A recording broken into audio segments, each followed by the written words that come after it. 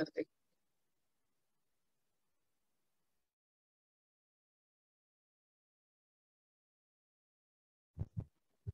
हरे कृष्ण. आपण प्रार्थना म्हणून सुरुवात करूया. ओम अज्ञानतिमिरान्धस्य ज्ञानांजनशलाकया. एक प्रकारचा योग आहे की जो शारीरिक स्तरावरून मानसिक स्तरावर जातो आणि नंतर आत्मिक स्तरावर जातो. आणि सर्वोत्तम योग म्हणजे आत्मा आणि परमात्मा यांचं एकमेकांशी जोडणं, म्हणजेच आत्मा म्हणजे जीव आणि प्रत्यक्ष भगवंत श्रीकृष्ण यांच्याशी आपला संबंध पुनर्स्थापित करणं, हा परमोच्च योग किंवा योगाची परिपूर्णता असं म्हणता येईल. आणि त्याचं उत्तम मार्गदर्शक जे काही ग्रंथ आहे तो म्हणजे भगवद्गीता आहे. तर आंतरराष्ट्रीय योग दिन, पांडव निर्जल एकादशी असा हा सुंदर योग जुळून आलेला आहे. आणि योगायोगानच हा खरं तर योग जुळून आलेला आहे. आणि त्यामध्ये तुमच्या सगळ्यांचा मला सहवास लाभतोय आणि तुमच्या सगळ्यांच्या सेवेची मला संधी मिळतीये. हा खरं तर माझ्यासाठी एक दुग्ध शर्करा योगच आहे. तर आपण विषयाला सुरुवात करूयात. तर भगवद्गीतेमध्ये 18 अध्याय आहेत. त्यातला पहिला अध्याय आहे अर्जुन विषाद योग. तर विषाद म्हणजे काय की दुःख, किंवा जेव्हा आपण एकदम आपण म्हणतो ना मूड डाऊन होतो, तर अशा पद्धतीची ती जी स्थिती आहे की जिथं काहीच करावंसं वाटत नाही, सगळं काही शून्य वाटतं, तर ती स्थिती म्हणजे विषाद योग. तर कमी जास्त प्रमाणामध्ये आपल्या पण आयुष्यामध्ये असे प्रसंग घडतात. तर 10वी-12वी मध्ये कमी मार्क्स मिळाले म्हणून माझं MBBS BDS ऍडमिशन कसं चुकलं असं जर मी माझ्या मुलाला जरी सांगायला गेले तरी पण तो कानावर हात ठेवून बाजूला होईल. त्यामुळं हा विषाद माझ्यासारख्या कुठल्या सामान्य व्यक्तीचा नाहीये की ज्याचा गुणगौरव 5000 वर्षापासून सुरू आहे. तर हा विषाद हा प्रत्यक्ष धनुर्धारी अर्जुन, जे महान योद्धे आहेत, त्यांना पडलेला आहे, की ज्यांच्याकडे पूर्ण क्षमता आहे. प्रत्यक्ष श्रीकृष्णांचे ते अतिशय जिवलग मित्र आहेत. तर अशा अर्जुनाला हा विषाद झालेला आहे. म्हणून ह्याचा आपण गुणगौरव करण्यासाठी आपल्या आयुष्यातले छोटे मोठे विषाद बाजूला ठेवून खरं तर छान वेळ काढून आता आपण झूम द्वारे आपण हा कार्यक्रम अटेंड करतोय. तर नक्कीच हा खूप महत्वपूर्ण आपल्यासाठी भाग आहे. तर ही एक थोडक्यात विषयाची सुरुवात आपण केली आहे. तर आता ह्याची थोडक्यात आपण पार्श्वभूमी बघूयात. तर आपल्याला सगळ्यांना रामायण महाभारत सगळ्यांना लहानपणापासून आपल्याला माहितीये. तर महाभारतामध्ये धृतराष्ट्र आणि पांडू हे 2 भाऊ आहेत. तर धृतराष्ट्र हे जरी मोठे असले तरी जन्माने अंध होते, म्हणून पांडू यांना राजाचं स्थान देण्यात आलं आणि त्यांचं अनियतकालिक निधन झालं. आणि त्याच्यानंतर त्यांचे पुत्र खरं तर राजा म्हणून बसणं हे अपेक्षित होतं, परंतु लहान मुलं एक राजाची भूमिका निभावू शकत नाही, म्हणून एक पालकत्वाची भूमिका किंवा केअरटेकर म्हणून धृतराष्ट्र यांना ती भूमिका देण्यात आली आणि एक आपण म्हणतो ना प्रभारी राजा या स्वरूपामध्ये खरं तर त्यांची नियुक्ती करण्यात आली. पण ह्या धृतराष्ट्रांना पुढे 100 मुलं झाली आणि दुर्दैवानं ही मुलं ह्या 5 पांडूंचा द्वेष करत होते आणि सर्वात जास्त द्वेष दुर्योधन हे करत होते. आणि त्या द्वेषाचा परिणाम म्हणून खरं तर महाभारत घडलं, हे युद्ध एवढ्या मोठ्या प्रमाणात घडलं. तर अशा द्वेषी दुर्योधनाला खरं तर धृतराष्ट्र हे जन्माने आंधळे होते, पण खरं तर ते विवेक बुद्धी पण त्यांची अंधच होती. त्यामुळे अशा दुर्योधनाला त्यांनी सतत साथ दिली आणि मग दुर्योधनाने किंवा ह्या कौरवांनी पांडवांना मारण्याचे नाना तऱ्हेचे प्रयोग केले. म्हणजे विषप्राशन म्हणा किंवा लाक्षागृहामध्ये त्यांना अग्नी देण्याचा प्रयत्न झाला. द्यूत क्रीडा हा त्यांच्याबरोबर कप्तानी खेळण्यात आली आणि त्या द्यूत क्रीडेमध्ये त्यांचं सगळं वैभव पुन्हा हरवण्याचा किंवा त्यांना स्वतःला त्यांनी हरवून बसले, तर अशा सगळ्या प्रकारचं त्यांना नामुष्की पत्करावी लागली आणि एक दास्य भावामध्ये ते गेले आणि त्यांना मग 13 वर्षाचा आपण म्हणतो ना की वनवास, अज्ञातवास, यामध्ये ते 13 वर्ष त्यांनी काढली. आणि मग हे 13 वर्षानंतर जेव्हा हे पांडू परतले, तर खर तर त्यांना त्यांचं राज्य देणं अपेक्षित होतं, परंतु या 13 वर्षामध्ये ऑलरेडी दुर्योधनाचा स्वभावच द्वेषी होता आणि प्लस या 13 वर्षामध्ये त्यांनी अशी भूमिका घेतली की नाही, मी पांडूंचा जरी अधिकार असला तरी मी त्यांना कुठले म्हणजे राज्य देणार नाही. तर प्रत्यक्ष श्रीकृष्ण हे शांतिदूत म्हणून गेले राज्यसभेमध्ये. Next slide. तर प्रत्यक्ष श्रीकृष्ण दरबारात गेले की दुर्योधनाला समजवायला की किमान 5 गावं तरी दे, की ह्या 5 पांडूंना 5 गावं तरी दे, त्याच्यामध्ये ते सुखी राहतील. परंतु दुर्योधनाने त्याला सुद्धा नकार दिला आणि मग शेवटी हे युद्ध अटळ आहे, कारण जर सरळ मार्गाने जर त्यांचं राज्य मिळत नाही हे म्हटल्यानंतर मग ते स्वतःच अधिकार हा मिळवावा लागला त्यांना आणि म्हणून हे युद्ध अटळ झालं. आणि मग या युद्धाच्या ह्याच्यामध्ये प्रत्यक्ष युद्धभूमीवर आपल्याला खरं तर ह्या महान ग्रंथाची आपल्यासाठी एक निर्मिती म्हणा आपल्यासाठी घडली. तर त्या दृष्टीने हे युद्ध खूप महत्वाचं आहे. नेक्स्ट. तर आपण अध्यायाचा एक सारांश बघूयात. खर तर सगळ्यात मोठं युद्ध असं आपण या युद्धाला म्हणू शकतो. तर या अध्यायामध्ये एकूण 46 श्लोक आहेत आणि त्याच्यामध्ये पहिला श्लोक ते 11वा श्लोक खर तर या विषयाची तोंड ओळख आहे. हे गोष्टी रूप आहे. युद्धभूमीवरती वर्णन जे काही आहे ते वर्णन या 11 पहिल्या श्लोकांमध्ये सांगितलेलं आहे. त्याच्यानंतर 12वा श्लोक ते 20वा श्लोक याच्यामध्ये श्रीकृष्णांचं वर्णन म्हणता येईल की सर्व शुभकारक श्रीकृष्ण कसे आहेत याचं वर्णन आहे. नंतर 21 ते 27 या श्लोकामध्ये भगवंत हे कसे भक्तवत्सल आहेत किंवा कशी भक्तांची काळजी घेतात हे सांगितलंय. आणि 28 ते 46 श्लोक याच्यामध्ये जीवनातील क्लेश किंवा अर्जुनाची युद्ध न करण्याची 4 कारणं सांगितलेली आहेत. तर आपण ह्या 4 भागांमध्ये एक एक भाग पाहत जाऊयात. तर पुढील भाग आहे तर हा पहिला भाग आहे की याच्यामध्ये धृतराष्ट्र विचारतात की धृतराष्ट्र उवाच धर्मक्षेत्रे कुरुक्षेत्रे समवेतायुयुत्सव मामकः पांडवाश्चैव किं कुर्वत संजय.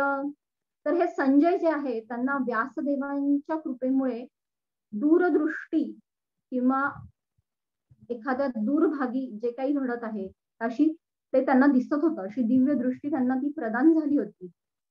तर आता सुद्धा आपण झूमद्वारे मी एका ठिकाणी आहे, तुम्ही सर्वजण वेगवेगळ्या ठिकाणी आपापल्या घरी आहात, तरी सुद्धा आपण एकमेकांशी असं कनेक्टेड आहोत. तर यासाठी आपल्याला झूम किंवा एका तंत्रज्ञानाचा वापर करावा लागला. पण संजय किंवा त्या काळामध्ये अशी कुठलीही गोष्ट तंत्रज्ञानाचा वापर न करता सुद्धा संजयाला ही दूरदृष्टी लाभली होती. आणि फक्त दूरदृष्टी म्हणजे फक्त डोळ्यांनी नाही, तर ती विवेक बुद्धी सुद्धा त्यांना तशा पद्धतीची होती. तर अशा ह्याच्यामध्ये मग धृतराष्ट्र जे राजमहालामध्ये आहेत, स्वतः राजाच्या भूमिकेत आहेत आणि त्यांचे पुत्र हे युद्धभूमीवर गेलेले आहेत, जे कुरुक्षेत्र आहे म्हणजे सध्याचं उत्तर प्रदेशामध्ये आपल्याला त्याचं हरियाणाच्या जवळ आहे. तर त्या ठिकाणी आपली मुलं गेलेली आहेत युद्धावर आणि इथे मग त्यांना ते एन्झायटी आहे की काय काय चाललं आहे आपल्या मुलांचं युद्धभूमीवरती काय चाललंय. जसं आपण आपला मुलगा परीक्षेला गेल्यानंतर थोडीशी पालकांना कशी एन्झायटी असते की चिंता असेल बाबा आता परीक्षा कशी सुरू आहे, अवघड गेलाय का पेपर, अशा पद्धतीने थोडं. तर इथे धृतराष्ट्रांना पण तीच चिंता आहे म्हणून ते संजयला विचारतायत की धर्मभूमी असलेल्या कुरुक्षेत्रामध्ये युद्धाच्या इच्छेने एकत्र जमलेल्या माझ्या आणि पांडूच्या मुलांनी काय केलं. तर या प्रश्नामध्ये आपल्याला एक 2-3 गोष्टी लक्षात येतात. त्या म्हणजे धृतराष्ट्राची मानसिकता लक्षात येते. तर धृतराष्ट्राची मानसिकता काय आहे. तर धृतराष्ट्र पहिलं तर साशंक आहेत. नाही तर जर मुलांवरती किंवा एकंदरीत सगळ्या ह्याच्यावरती जर विश्वास असेल तर त्यांना हा प्रश्न पडण्याची गरजच नव्हती खरं तर. पण ते साशंक आहेत. दुसरं म्हणजे भयग्रस्त आहेत की त्यांना कुठंतरी भीती वाटते. आणि तिसरं म्हणजे पक्षपाती. तर साशंक काय आहेत तर आपण ते पाहूया. तर साशंक पहिलंच हे काय म्हणलं की धर्मक्षेत्रे कुरुक्षेत्र. कुरुक्षेत्र हे पवित्र स्थान समजलंय. तिथे मोठमोठ्या विधी होत होत्या. तीर्थस्थळ अशा स्वरूपाचं ते स्थान आहे. आणि अशा धर्मक्षेत्रामध्ये किंवा पवित्र स्थानामध्ये निश्चितपणे कोणीही सांगू शकेल की धर्म किंवा धर्माचं आचरण करणाऱ्या लोकांचाच विजय निश्चित आहे. बरोबर. आता आपण भारतीय आहोत.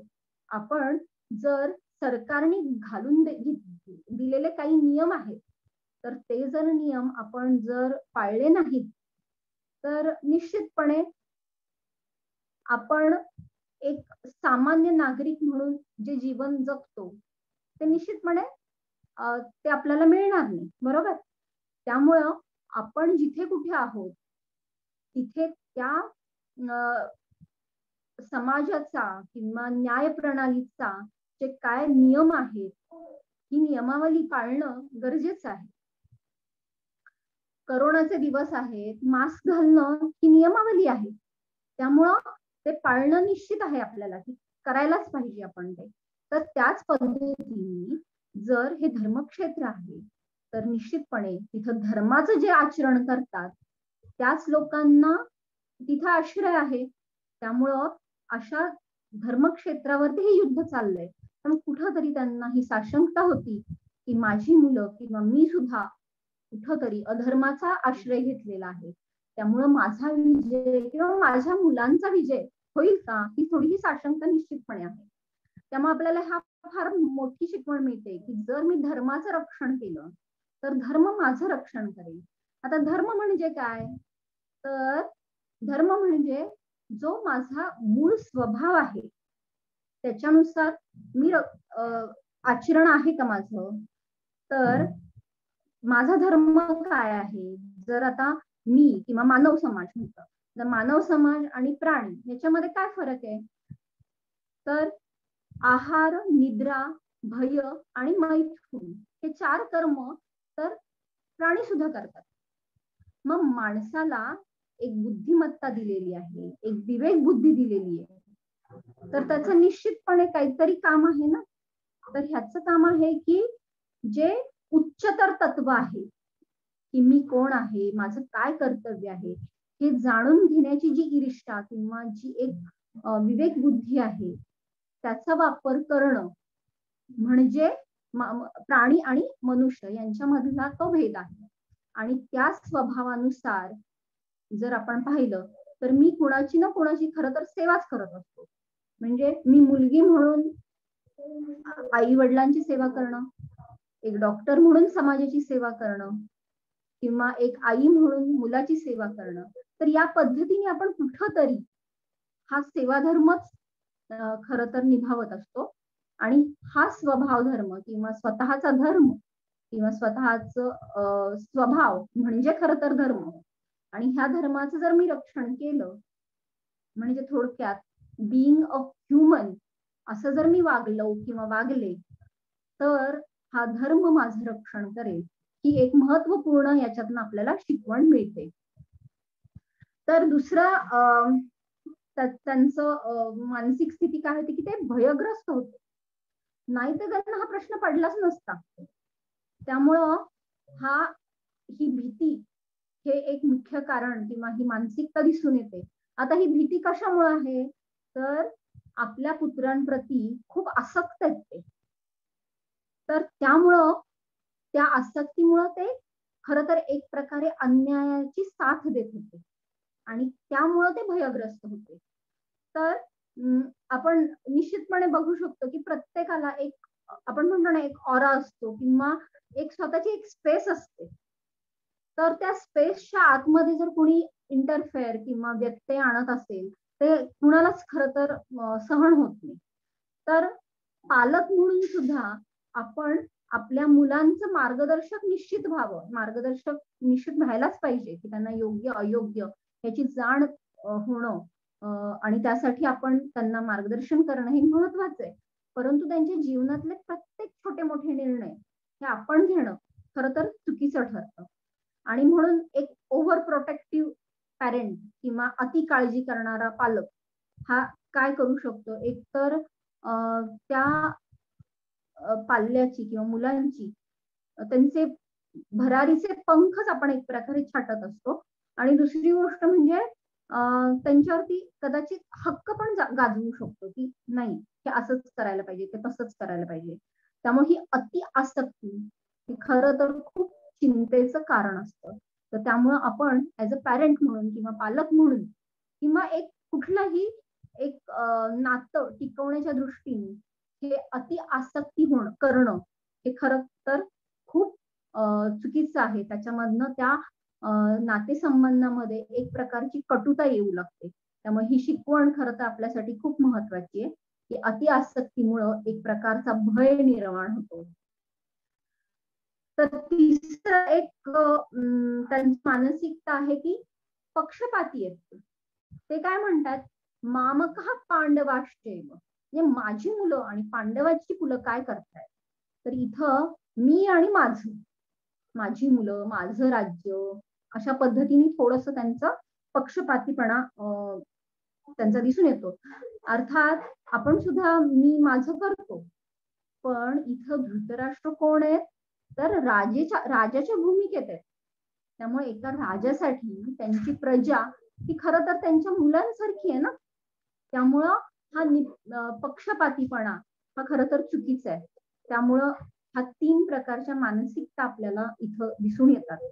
मग संजय जसं मी म्हणलं तसं विवेक बुद्धी आहे त्यांना, त्यामुळे त्यांनी ओळखलं की खरं तर हा प्रश्न विचारण्यामागं त्यांचा जो ताणतणाव आहे तो मला दूर करणं गरजेचं आहे. म्हणून त्यांना थोडंसं उत्साहित करण्यासाठी संजय थोडस छान पद्धतीने वर्णन करून सांगतायत युद्धाच्या भूमीवरचं की दुर्योधन कशी ही अफाट सेना आहे कौरव सेना आणि त्या मानानं पांडवांची सेना कशी छोटी आहे अशा पद्धतीने ते सांगतायत. आणि दुर्योधन तिथं काय करतायत हे संजय सांगतायत. आणि तिथं त्या प्रश्नोत्तरातनं किंवा त्या वर्णनातनं दुर्योधनाची आपल्याला मानसिकता लक्षात येते.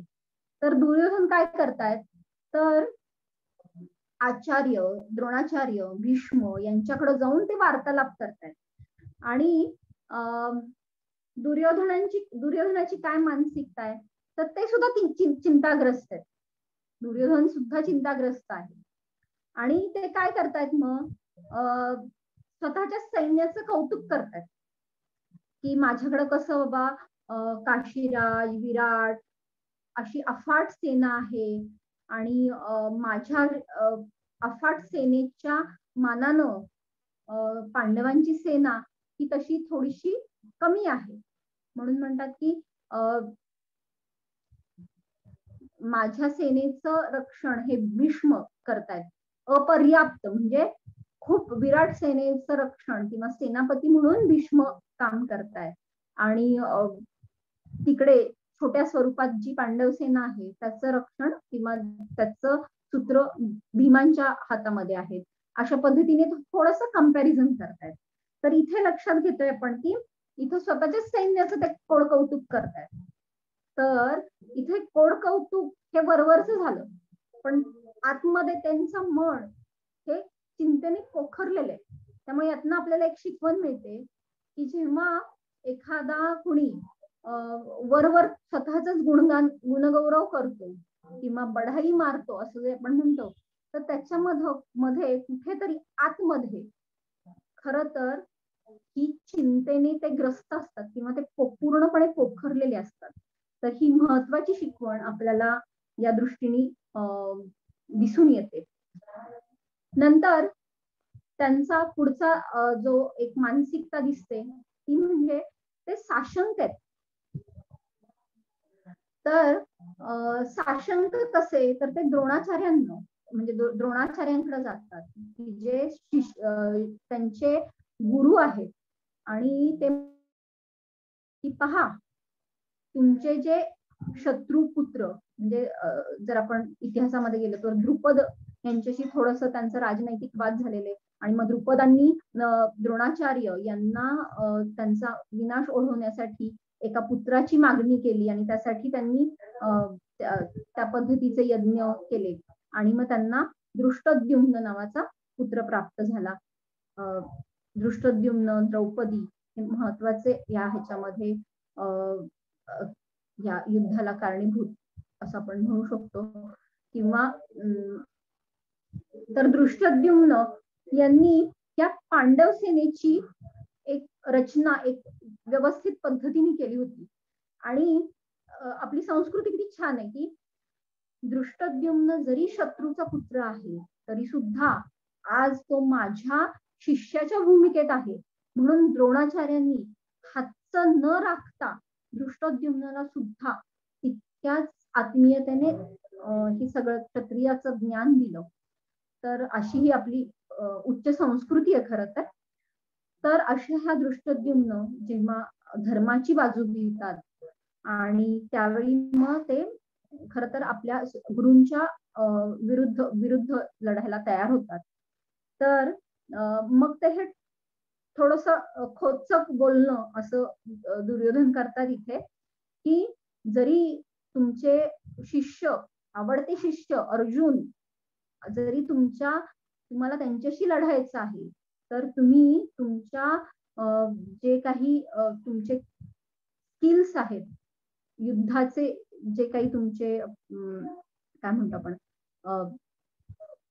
स्किल्स तर त्याच्यामध्ये किंवा युद्ध तेवढ्या लेवलचं त्या स्तरावरती करण्याच्या मध्ये तुम्ही अजिबात कुचराई करू नका अशा पद्धतीने ते थोडेसे संकेत देत आहेत.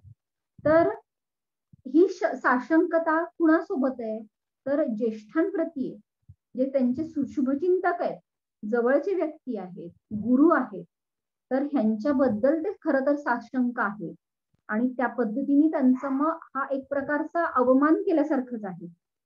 तर गुरूंप्रती खरं तर हा अवमान हा खूप मोठ्या पातकांचं निर्देशक आहे खरं तर. तर अशी साशंकता खरं तर बाळगू नये आणि ह्यातनं आपण ही शिकवण घेऊ शकतो की जेव्हा आपण कुठल्याही नातेसंबंधामध्ये अशी साशंकता किंवा डाऊट घेतो तेव्हा त्यांना त्यांची मनं आपण दुखावतो आणि ते नातेसंबंध आपण त्याच्यापासून दूर जातो. तर त्यामुळं ही फार महत्वाची शिकवण आपण यातनं घेऊ शकतो. तर हा पहिला भाग झाला. आता दुसरा भाग आहे ज्याच्यामध्ये 12 ते 20 श्लोक आहेत.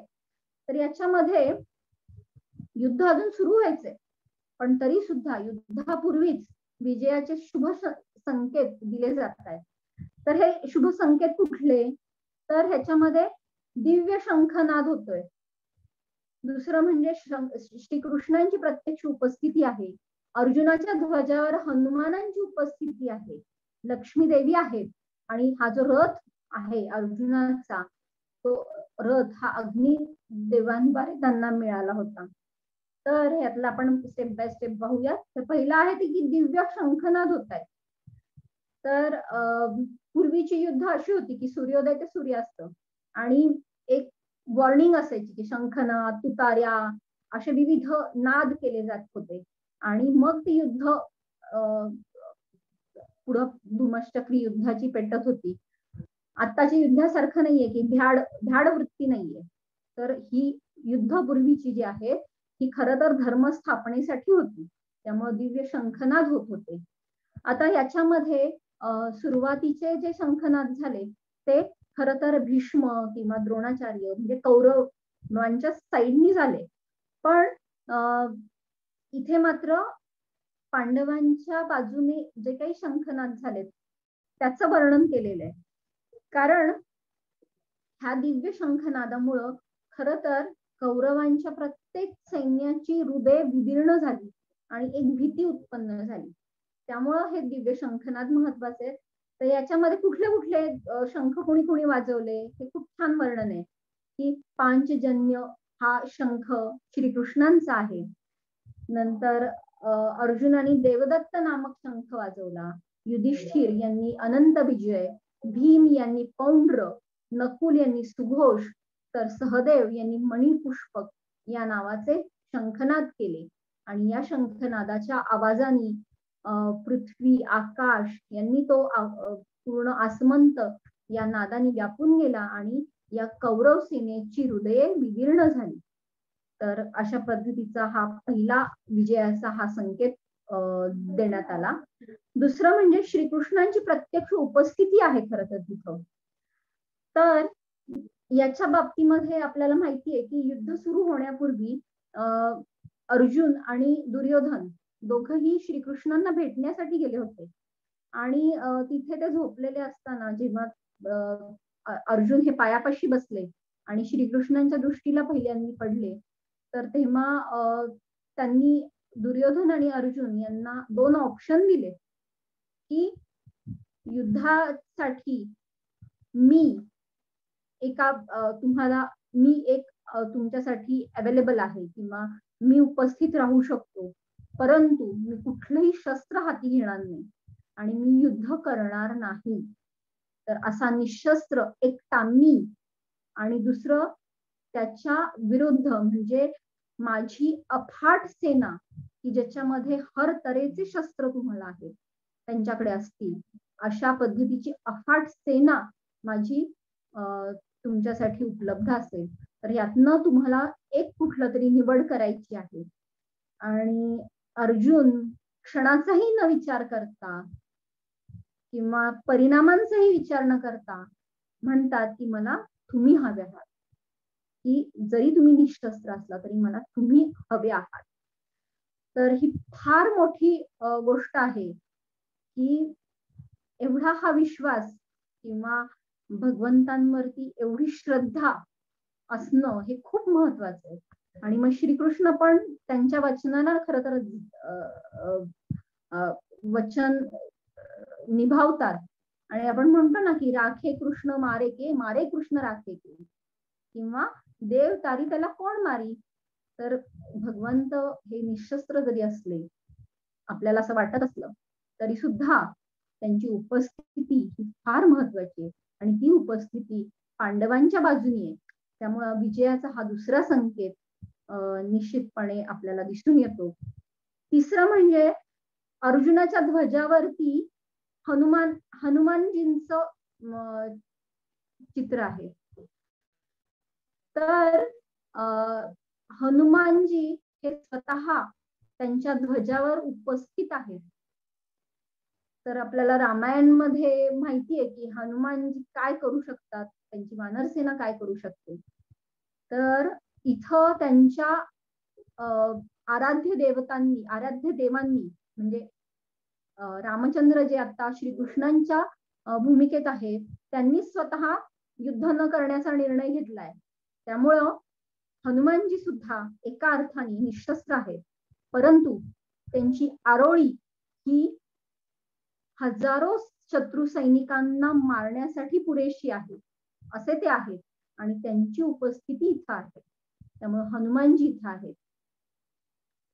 नंतर लक्ष्मी देवी ज्या नेहमीच नारायण किंवा भगवंतांच्या सहचारिणी आहेत तर त्या सुद्धा इथं उपस्थित आहेत. म्हणून तर भगवंतांचं माधव असं एक नाव आहे. आणि ह्या सगळ्या उपस्थिती असल्यामुळं खरं तर आपण म्हणतो ना की यत्र योगेश्वरः कृष्णो यत्र पार्थो धनुर्धर तत्र श्री विजयो भूतिर्ध्रुवा नीतिर्मतम. त्यामुळं हा विजय हा निश्चित आहे. त्याच्यानंतर अर्जुनाचं जे हा रथ आहे हा खर तर साधा सुद्धा रथ नाहीये, तर तो प्रत्यक्ष अग्निदेवांनी दिलेला आहे आणि त्यामुळं तो त्रिलोकामध्ये दशदिशांना विजयी ठरणारा असा रथ आहे. त्यामुळं विजयाचे हे शुभ संकेत आपल्याला या भागामध्ये दिसून येतात. तिसरा भाग आहे की 21 ते 27 श्लोक. तर याच्यामध्ये भगवंत कसे भक्तवत्सल आहेत हे आपल्याला दिसून येतो. तर याच्यामध्ये संजय उवाच, संजय काय म्हणतात की एवं उक्तो ऋषिकेशो गुडाकेशेन भारत सेनयोरुभयोर्मध्ये स्थापयित्वा रथोत्तमम्. तर इथं आता आपण समजू शकतो की भगवंतांनी सांगितलं की मी निशस्त्र असणार आहे आणि भगवंत हे अर्जुनाचे खूप जवळचे स्नेही आहेत. तर आता आपण एक कंपॅरिझन थोडस जर घेतलं तर आपलं आत्ताचं जे जग आहे, भौतिक जग किंवा मटेरियल वर्ल्ड म्हणतो, त्याच्यामध्ये आपली जे काही नातेसंबंध आहेत ते कसे असतात बरं? म्हणजे पिता पुत्रांचे किंवा पती पत्नींचे. तर असे नातेसंबंध कसे असतात आपले? तर हे कुठंतरी शारीरिक स्तरावरती राहतात आणि त्याच्यामुळे काय होतं की मगाशी सांगितलं तसं अति आसक्ती असेल तर आपण हक्क गाजवायला जातो, त्यातनं मग परत आपल्याला अपेक्षा वाढतात आणि मग त्यातनं एक प्रकारचं नैराश्य येतं. पुन्हा मानसिक स्तरावरती आपण एकमेकांना दुखावतो. आणि बरं सगळं छान चाललंय असं जर म्हटलं तर मृत्यू ही अशी गोष्ट आहे की ती अटळ आहे या भौतिक जगामध्ये. त्यामुळे मृत्यू समयी का होईना हे नातेसंबंध आपले एक प्रकारे दुरावतात. तर अशा पद्धतीने हे जग व्यापलेलं आहे की ज्याच्यामध्ये नातेसंबंध हे खरं तर क्षणिक स्तरावरती आहेत किंवा टेम्पररी स्वरूपाचे आहेत. आणि हेच जर नातेसंबंध आपण भगवंतांशी जर जोडले, म्हणजे आपण जे म्हटलं ना योग म्हणजे काय, तर हेच नातेसंबंध किंवा ह्याच ज्या सगळ्या गोष्टी जर आपण भगवंतांशी जर जोडल्या तर हे सगळे नातेसंबंधामध्ये किंवा भगवंतांच्या आणि आपल्या संबंधामध्ये एक प्रकारची शाश्वतता निर्माण होते. आणि ती ही शाश्वतता म्हणजे काय की अच्युत. अच्युत भगवंतांचं एक नाव आहे अच्युत, म्हणजे जे स्वतःच्या भक्तांचं कधीच पतन होऊ देत नाही किंवा भक्तांच्या संबंधांमध्ये ते कुठलाही हातच राखत नाही किंवा भक्ताला कुठेही पडू देत नाही स्वतःच्या स्थानापासून. अशा पद्धतीचा अढळ संबंध खर तर श्रीकृष्णांशी जर आपण हे संबंध स्थापित केले, खर तर स्थापित नाही पुनर्स्थापित, कारण आपले आहेत हे संबंध पण काही आपण पुढे लक्षात येईल आपल्या की हे आपण विसरलेलो आहोत.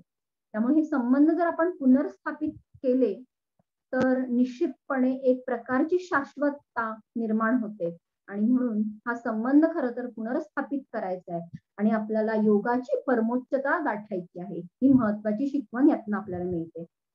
तर आता आपल्याला माहितीये की महाराष्ट्रामध्ये सुद्धा भगवंतांनी विविध संतांच्या घरी पाणी भरलंय, कुणाचं दळण दळलंय, कुणा अवली सारख्या भक्ताच्या किंवा भक्ताच्या पत्नींच्या पायातला काटा काढलाय. तर अशा पद्धतीने भगवंतांनी भक्तांची सेवा केलेली आहे किंवा करतात आणि त्यासाठी ते खूप उत्साहित आहेत. म्हणजे असं समजत नाही की मी कोणीतरी श्रेष्ठ आहे, तर नाही, त्यांना भक्तांची सेवा करण्यामध्ये परमोच्च आनंद होतो. त्यामुळे इथं सुद्धा भगवंत अर्जुनाचा रथाचं सारथ्य करतायत. तर आपण जर आपल्या मुलांच्या बाबतीमध्ये किंवा जर आपल्याला असं वाटत असेल की बाबा आपल्या मुलांनी काय बनावं पुढे, तर आपल्याला खूप असे उच्च ध्येय असतात, हो की नाही? असं कोणी म्हणत नाही की मला असं वाटतंय की माझ्या मुलांनी ना ड्रायव्हर बनावं, बरोबर? भले ड्रायव्हर ही काही कमी दर्जाची गोष्ट नाहीये किंवा फार महत्वपूर्ण पण गोष्ट आहे. पण तरी सुद्धा आपण एक मनामध्ये आपण म्हणतो ना, विचार आपल्या येऊ शकतो हा, की आपण एक कुठंतरी तो दर्जा आपण थोडासा कमी लेखतो थोडक्यात. तर इथे भगवंतांनी अर्जुनाच्या रथाचं त्यांनी सारथ्य केले, म्हणजे एक प्रकारे ड्रायव्हरची भूमिका निभावलेली.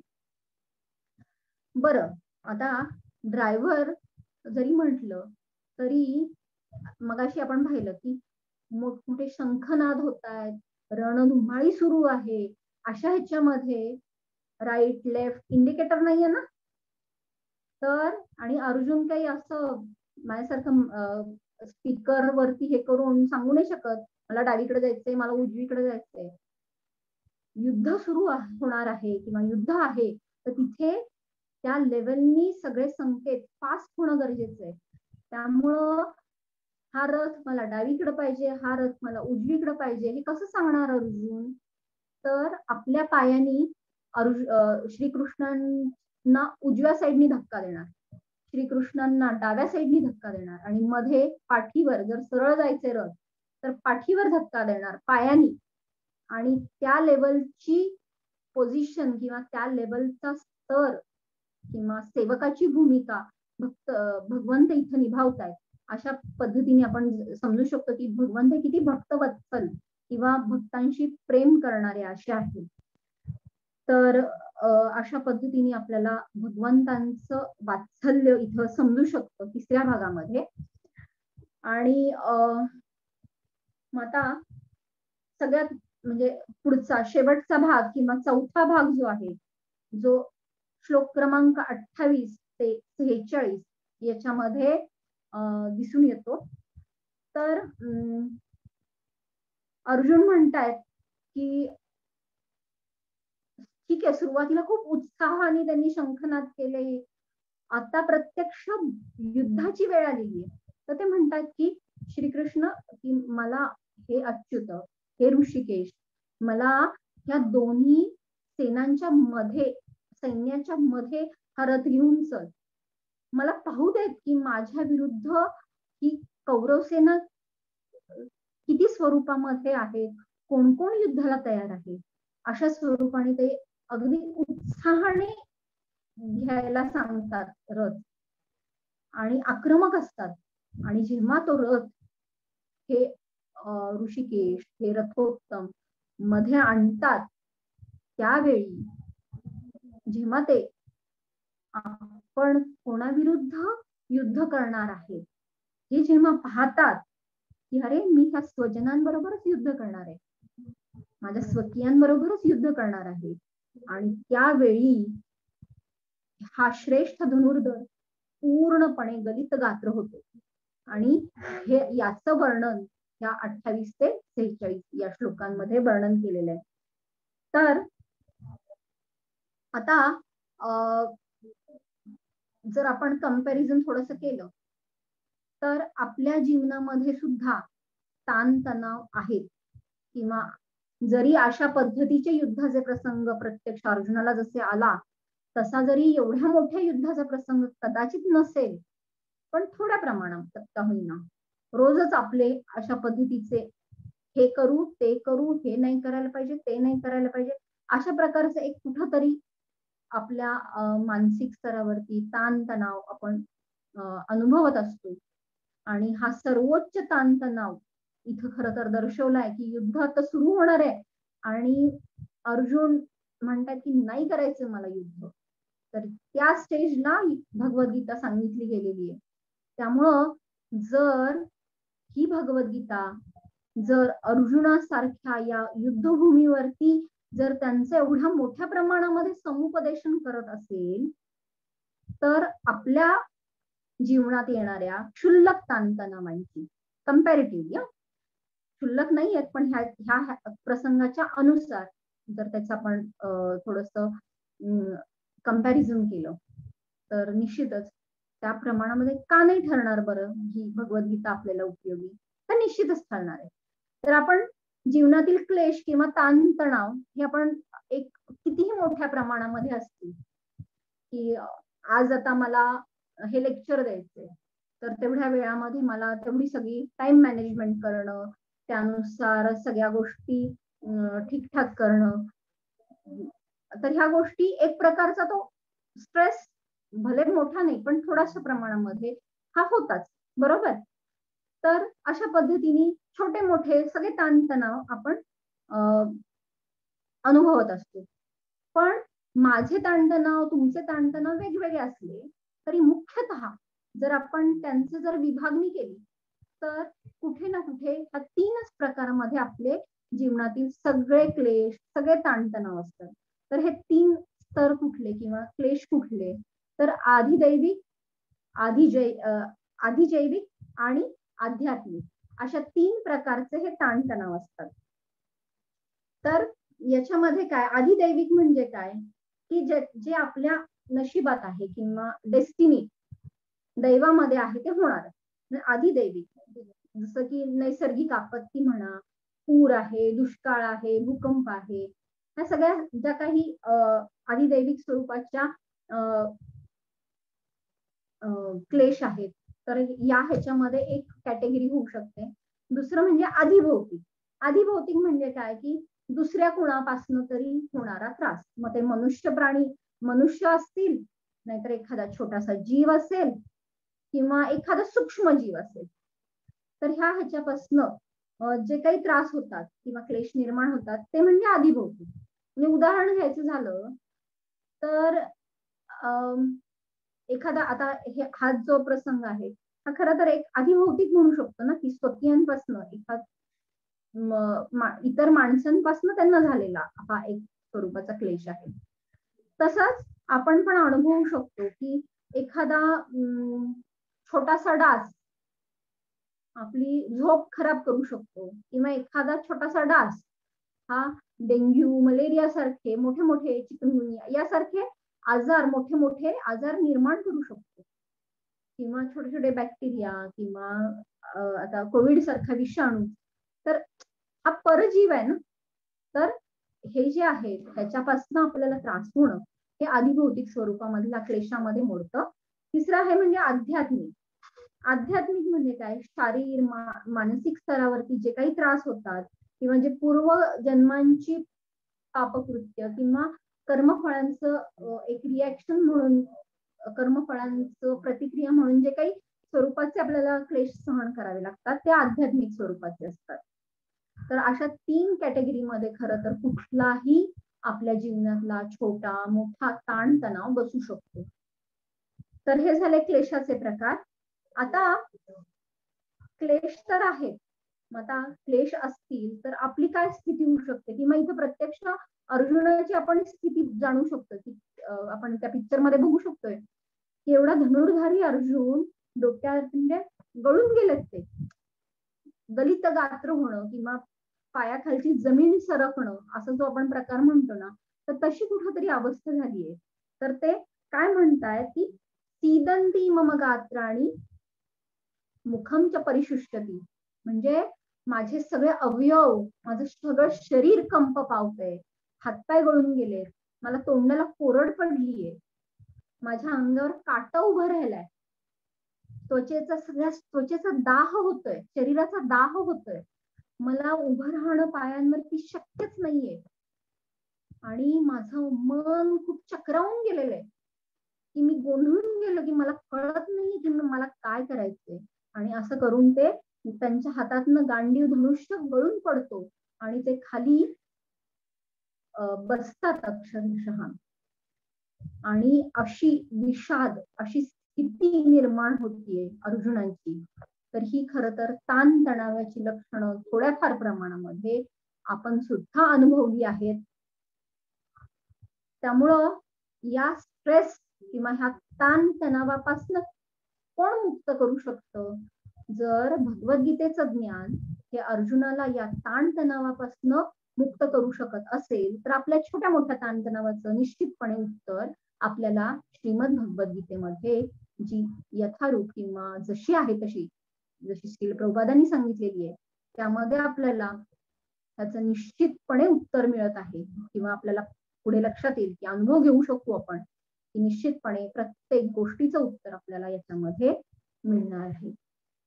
तर अर्जुन ताणतणाव आपण चिन्ह बघितली, क्लेशाचे प्रकार बघितले, आणि मग आता शेवटचा भाग आहे की आता सगळा सारासार विचार करून अर्जुन स्वतःच्या विवेक बुद्धीनुसार भ्रमित झालेले आहेत आणि त्यांनी निर्णय घेतला की स्वतःच्या ह्यानी बुद्धीनी किंवा मनानी की मी आता युद्ध करणार नाही.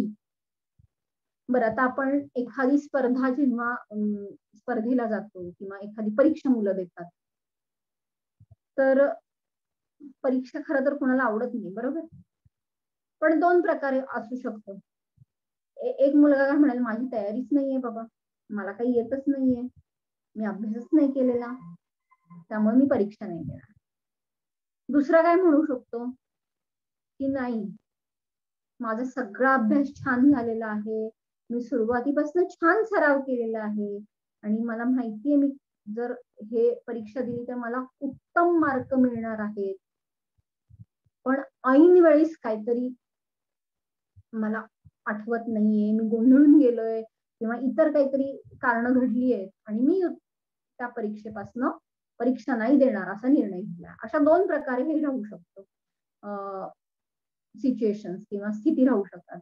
तर आता इथं अर्जुनाची काय खरं तर परिस्थिती आहे की हे दुसऱ्या मुलासारखी की सर्वोत्तम सराव किंवा अभ्यास किंवा सगळं छान झालेलं आहे, योग्य कारणासाठी ते युद्ध करणार आहे.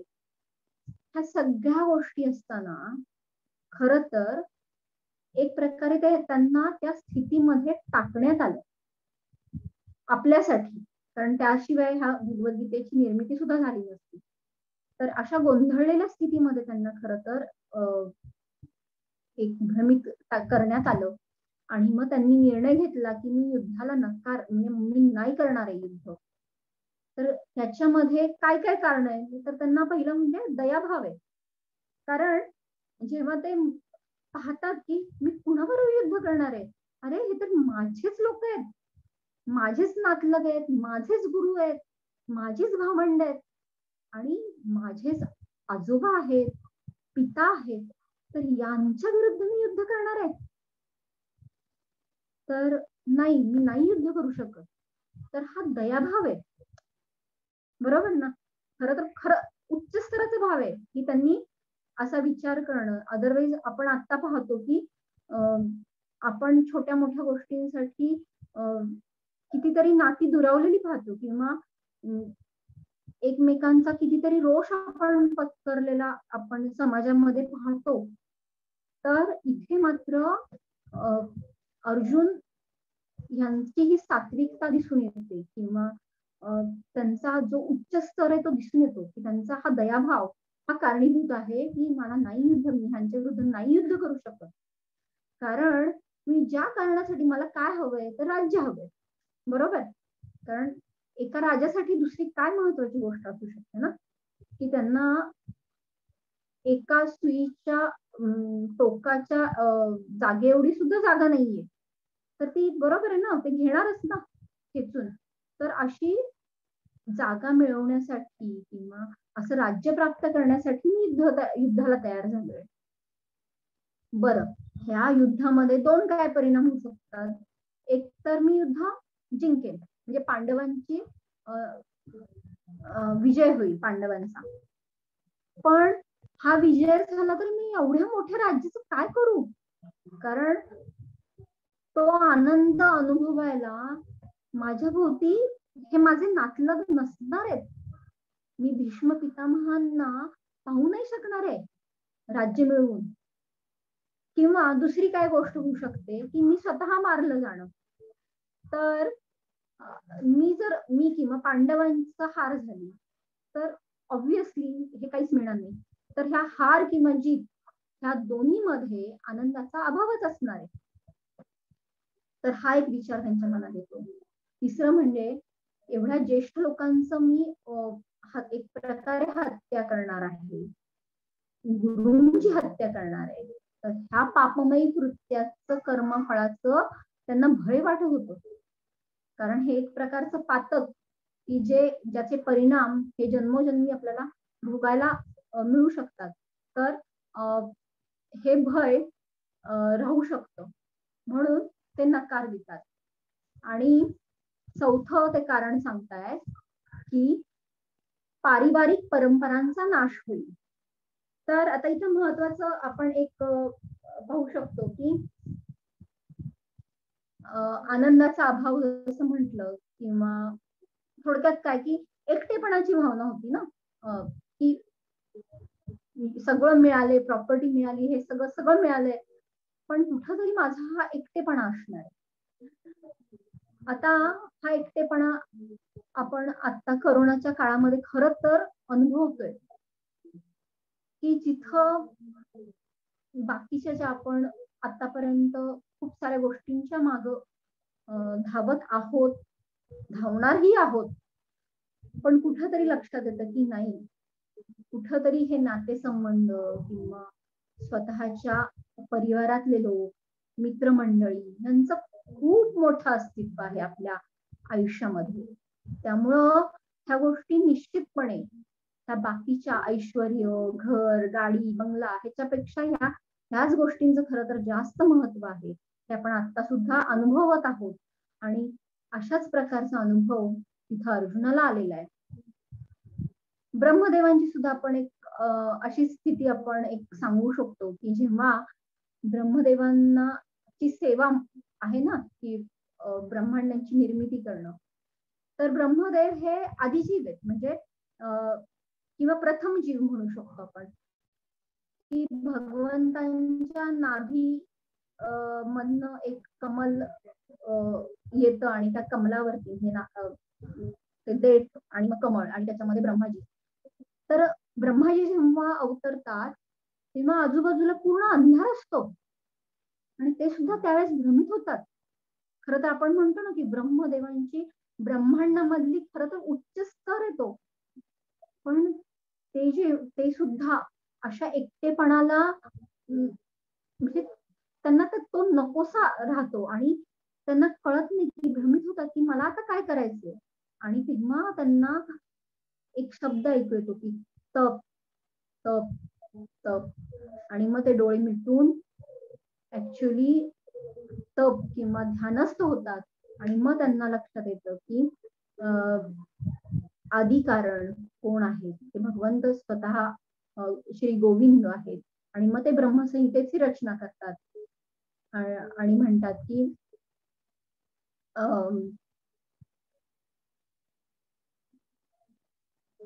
म्हणजे भगवंतांचं वर्णन करतात आणि ह्या गोविंदाचं वर्णन करतात. आणि मग त्यांना मग हळूहळू भगवंत एक प्रकारचं ज्ञान देतात, दिव्य ज्ञान देतात, आणि मग ते या ब्रह्मांडाची किंवा सृष्टीची निर्मिती करतात. आणि खरं तर ह्या सृष्टीमधला आनंद हा निश्चितपणे फार मोठा आहे त्यांच्यासाठी. त्यांच्या उच्च स्तरापेक्षा हा पारिवारिक, त्यांचा हा परिवारच आहे ना, हा परिवार निर्मितीचा किंवा हा आनंद हा निश्चितपणे मोठा आहे. आणि त्यामुळं खरं तर अर्जुनाची ही जी कारणं दिलेली आहेत ती खरं तर एक प्रकारे सत्वगुण किंवा एका सात्विक व्यक्तीची किंवा एका भक्ताची कशी असायला हवी, तर त्या पद्धतीची ही आदर्श कारण आहेत खरं तर. आणि सगळ्यात महत्वाचं शेवटचं कारण ते सांगतायत की पारंपरिक किंवा पारिवारिक परंपरांचा नाश किंवा कुलक्षय होऊ शकतो जर मी या माझ्या ज्येष्ठांना जर मारलं, तर कुलक्षयचं पातक मी घेऊ शकतो. तर हे पण फार महत्वाचं आहे, कारण एखादं घराणं आपण म्हणतो ना की एखाद्या घराण्याची एक विशिष्ट परंपरा ठरलेली आहे, बरोबर. तर ही परंपरा टिकवणं खूप महत्वाचं आहे. तर ही परंपरा म्हणजे काय की त्याच्यामधनं एक प्रकारे त्यांच्यामध्ये त्या पद्धतीचे स्किल्स डेव्हलप होतात, त्या पद्धतीचं ते अगदी म्हणजे काय म्हणू आपण एक सूक्ष्म स्तरावरती आणि खूप उत्तम कामगिरी करू शकतात. तर पारंपरिक दृष्टीने एखाद्या गोष्टीचं ज्ञान जर पुढच्या पिढीमध्ये जर जात असेल तर ती खूप मोठी आणि विशाल समृद्ध परंपरा ठरू शकते. आणि आपण खूप नशीबवान आहोत की आपण अशा भारतवर्षामध्ये जन्म घेतलाय की जिथं या मोठमोठ्या परंपरा वर्षानुवर्ष पिढीजात आपल्याला अनुभवायला मिळतात. आपण म्हणतो ना की एखाद्या घरामध्ये एखादा ज्येष्ठ व्यक्ती असेल, भले एखादा म्हातारी वृद्ध व्यक्ती आहे, भले त्या वृद्ध व्यक्तीने एखादी कॉटवरती दिवस रात्र पडून आहेत, बेड रिडन म्हणू शकतो आपण, तरी सुद्धा त्यांचं अस्तित्व हे त्या घराला घरपण देण्या इतपत खूप मोठं असतं.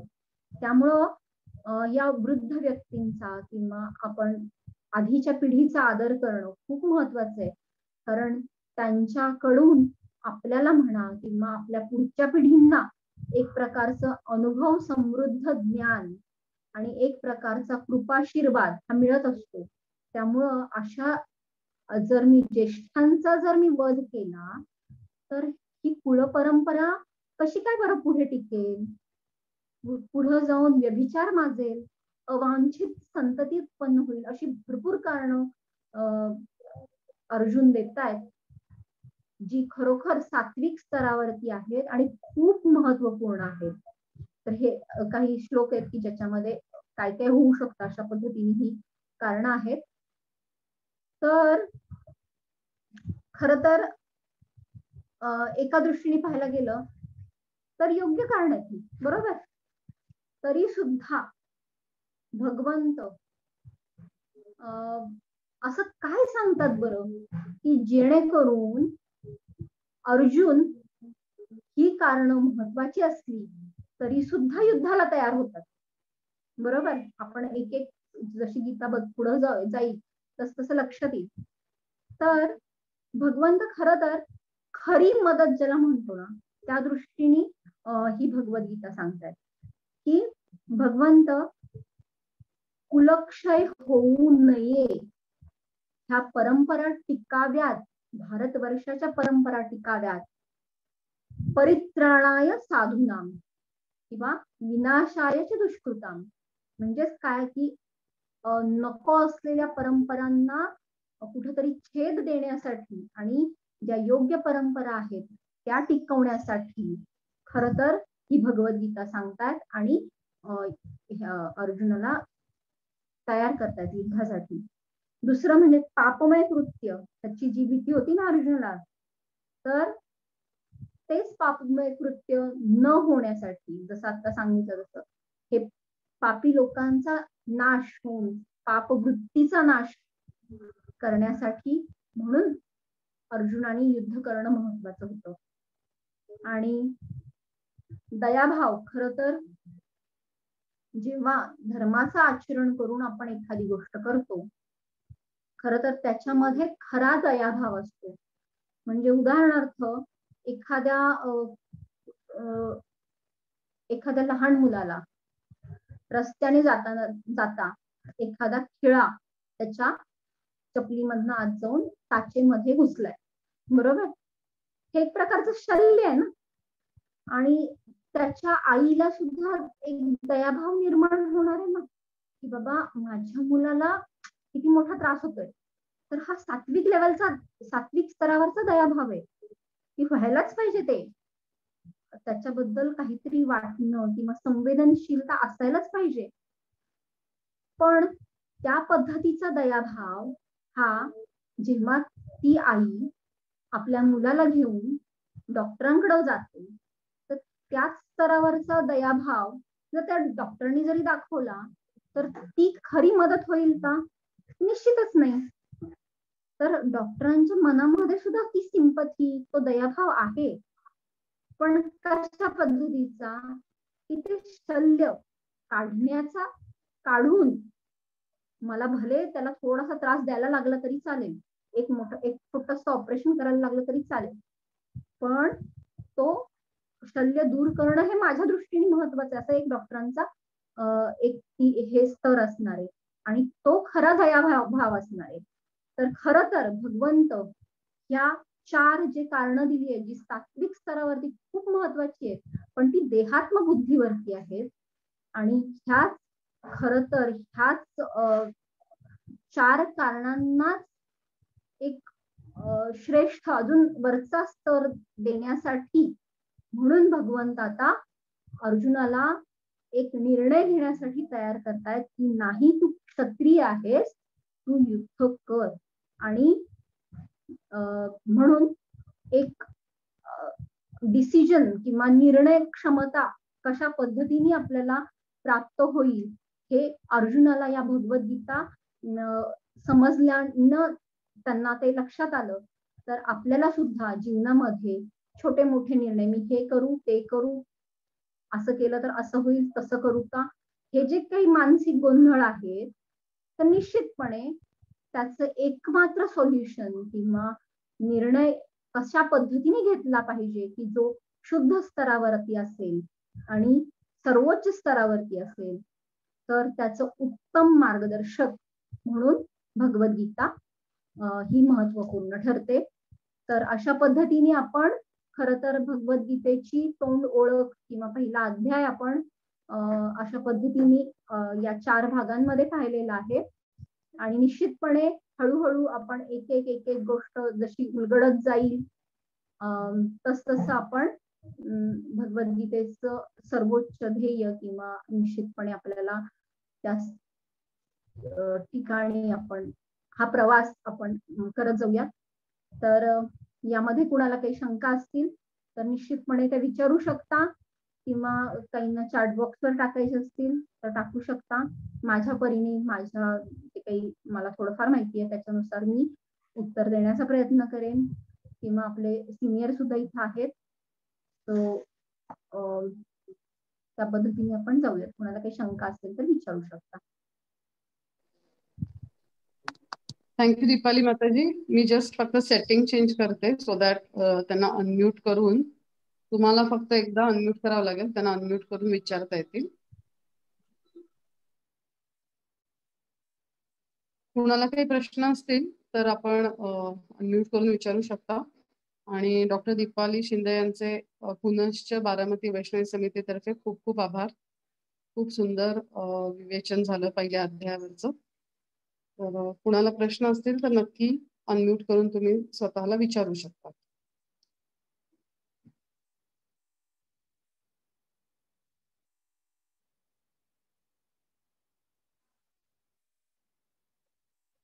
चॅट बॉक्स मध्ये एक प्रश्न आलेला आहे, आध्यात्मिक क्लेश सांगता येईल का म्हणून.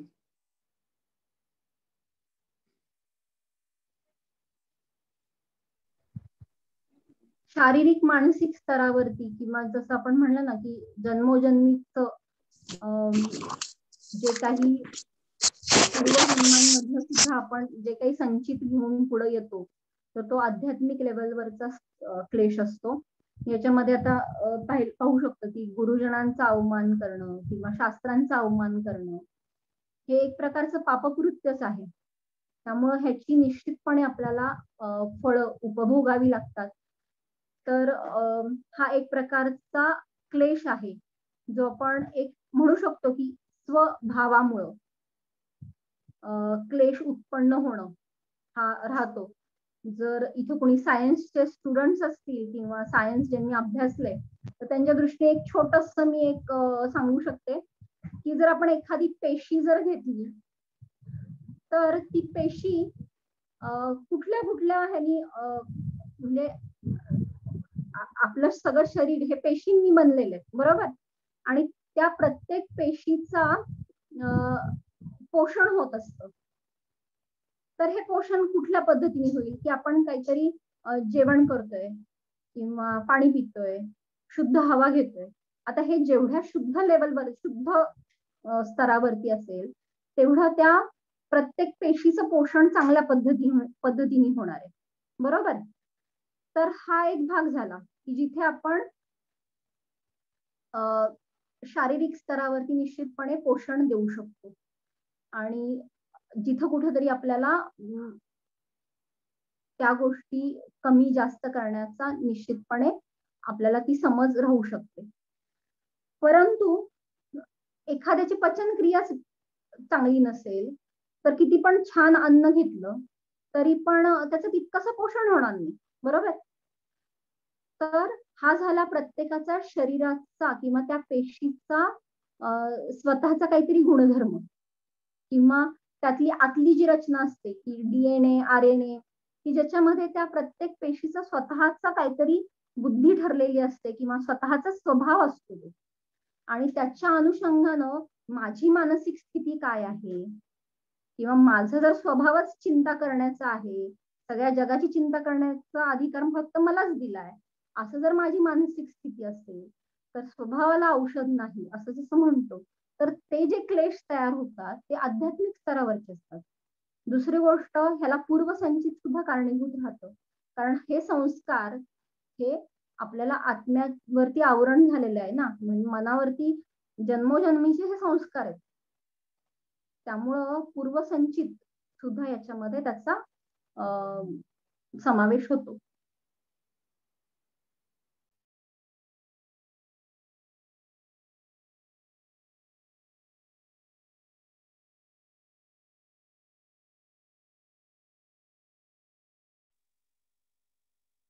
हरिबोल. अजून कोणाला काही प्रश्न असतील तर तुम्ही अनम्यूट करून पण विचारू शकता.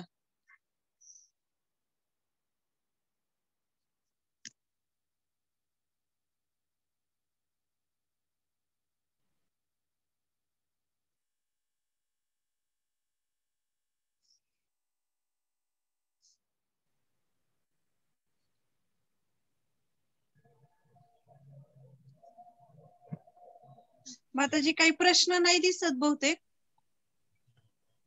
दीपाली माताजी पुढच्या प्रोग्रामची अनाउन्समेंट करणार. हरी बोल. आणि जर कोणाला नंतरही जर प्रश्न पडले असतील तर ग्रुपवरती पण आपण डिस्कशन करू शकतो.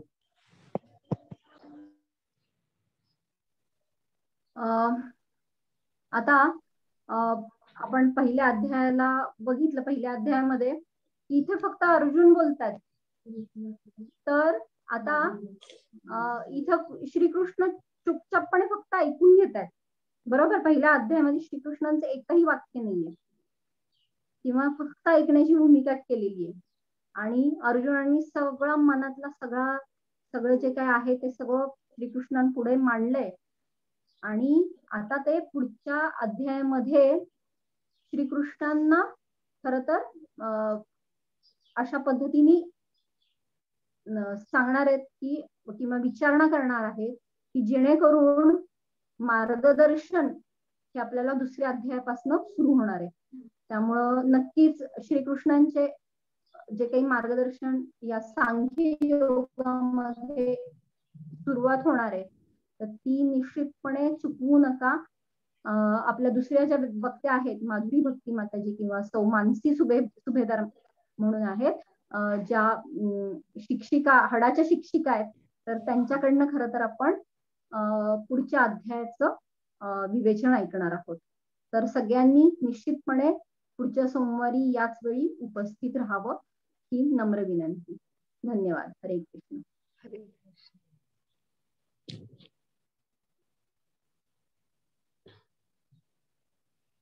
माताजी मीटिंग एंड करा आता.